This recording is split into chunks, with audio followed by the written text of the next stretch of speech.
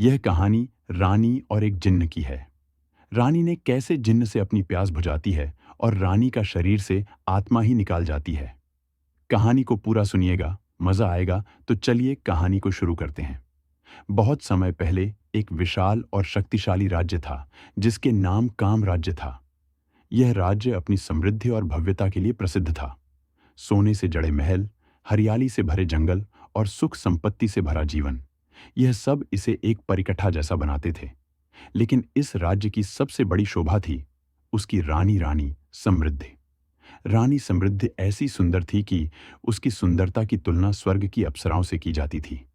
उसकी चमकती आंखें, सुनहरे बाल और रेशमी त्वचा ने हर किसी का मन मोह लिया था।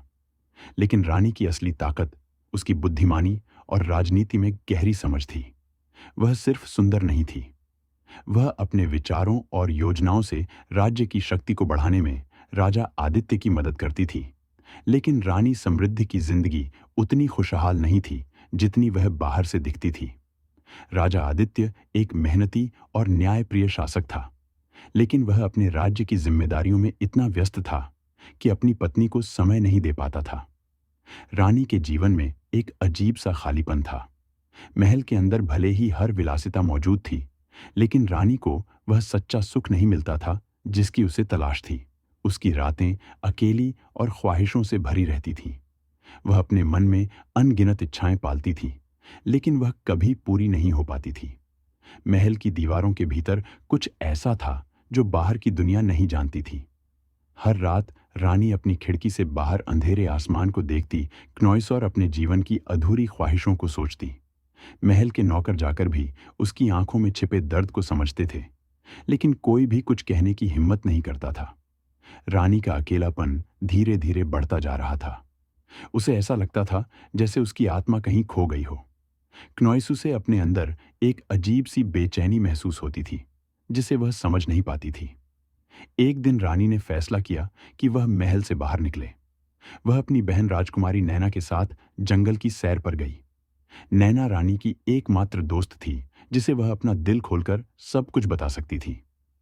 क्नॉइस जंगल की ठंडी हवा और चिड़ियों की मधुर आवाज ने रानी के दिल को थोड़ी राहत दी। लेकिन अचानक उनकी नजर एक बूढ़े साधु पर पड़े, जो पेड़ के नीचे ध्यान में बैठा था। साधु की उपस्थिति रहस्यमय थी। रानी ने साधु से पूछा, ये साधु तुम कौन हो और इस सुनसान जंगल में क्या कर रहे हो? साधु ने अपनी आंखें खोलीं और धीमे स्वर में कहा, हे रानी, मैं यहाँ नहीं बल्कि तुम्हारे भीतर की बेचैनी को देखने आया हूं। तुम्हारी आंखें जो कहती हैं वह तुम्हारा दिल नहीं समझ पाता। रानी समृद्ध साधु के शब्दों से अचंभित थी।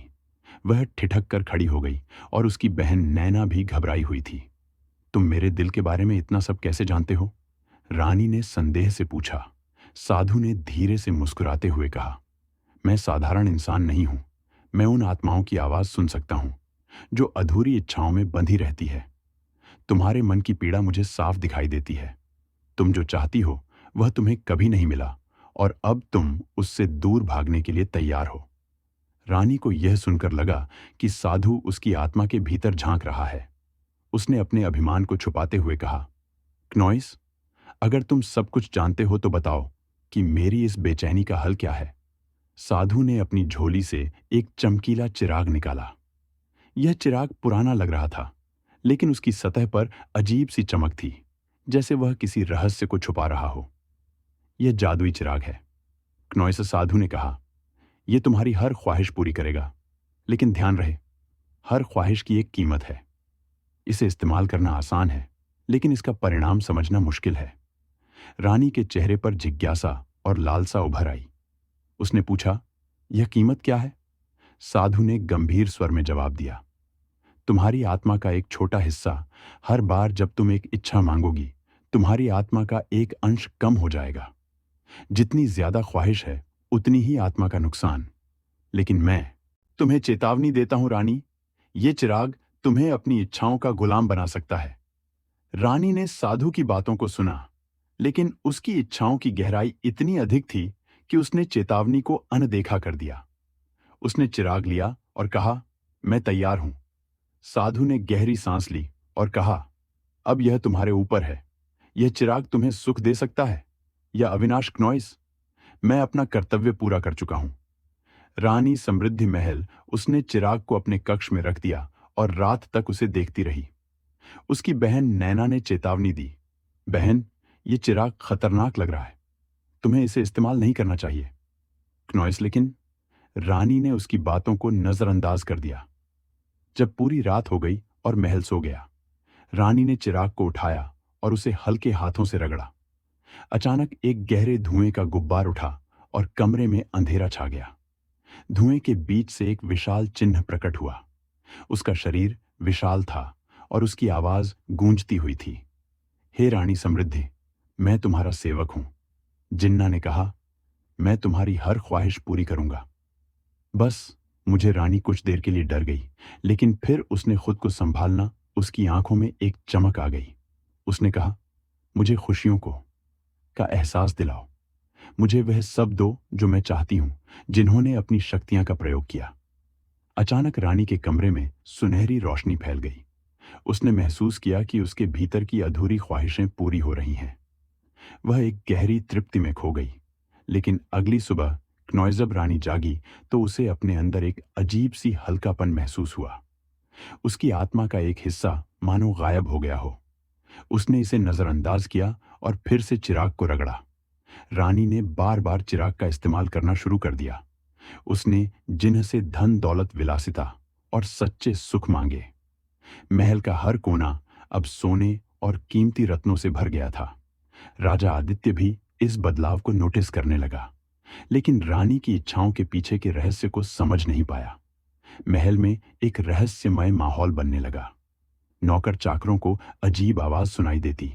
क्नॉइस रात को महल के गलियारों में परछाइयां चलती। रानी की इच्छाओं के कारण महल का वातावरण बदलने लगा था। हर ख्वाहिश के साथ रानी के अंदर का खालीपन बढ़ता गया। उसकी आत्मा धीरे धीरे खो रही थी। जिन हर बार चेतावनी देता, लेकिन रानी उसकी बातों को अनसुना कर देती। महल में अब सब कुछ बदल चुका था। हर कोने में ऐसी विलासिता थी जो किसी सपने से कम नहीं लगती थी। दीवारों पर सोने की नक्काशी, झूमर से गिरती हीरे की चमक और हर कमरे में असाधारण सुख साधन। महल अब एक जादुई दुनिया जैसा बन गया था, लेकिन इस चमक धमक के बीच डर भी फैलने लगा था। नौकर चाकर उन्हें कहना शुरू कर दिया था कि महल में अजीब घटनाएं हो रही हैं। रात के समय उन्हें ऐसा लगता है जैसे कोई परछाई उनके पीछे चल रही हो।